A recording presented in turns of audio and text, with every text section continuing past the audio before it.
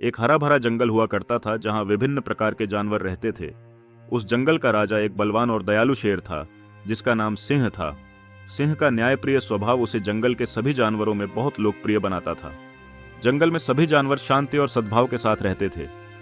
जंगल के बीचों बीच एक बड़ी नदी बहती थी जिसमें पानी हमेशा साफ और ठंडा रहता था। सभी जानवर इसी नदी से पानी पीते थे और उसकी ताजगी का आनंद लेते थे।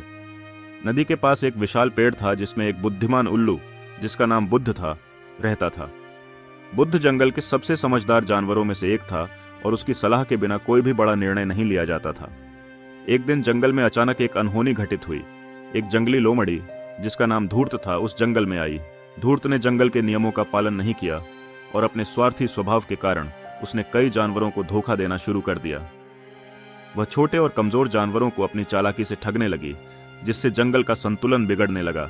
धीरे धीरे जंगल के अन्य जानवर भी लोमड़ी के झूठे वादों और मीठी बातों में फंसने लगे। शांति और भाईचारे का स्थान अब शंका और भय ने ले लिया था।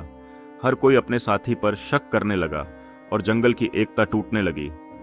एक दिन जब हालात हद से ज्यादा बिगड़ गए तो शेर सिंह ने सभी जानवरों को एक सभा के लिए बुलाया। सभा में सभी जानवर उपस्थित हुए, लेकिन हर कोई भयभीत था।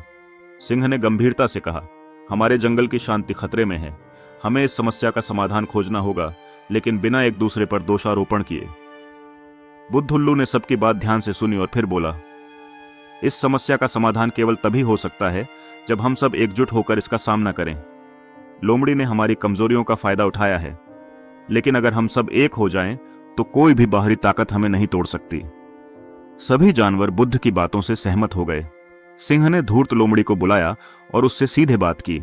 उसने कहा, हम जानते हैं कि तुम चालाक हो और दूसरों को अपनी चालबाजियों से फंसा सकती हो, लेकिन अगर तुम जंगल में रहना चाहती हो तो तुम्हें हमारे नियमों का पालन करना होगा। लोमड़ी ने सोचा कि अब उसकी चालबाजियां काम नहीं आएंगी, इसलिए उसने माफी मांग ली और जंगल के नियमों का पालन करने का वादा किया। धीरे धीरे जंगल में फिर से शांति लौट आई। सभी जानवरों ने एकजुट होकर अपने संबंधों को मजबूत किया और कभी किसी बाहरी ताकत को अपने बीच नहीं आने दिया।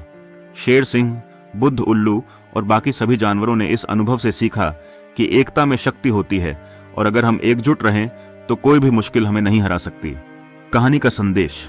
इस कहानी से हमें यह सीख मिलती है कि भले ही जीवन में कितनी भी बड़ी समस्याएं आएं, अगर हम एकजुट होकर उनका सामना करें तो कोई भी हमें नहीं हरा सकता।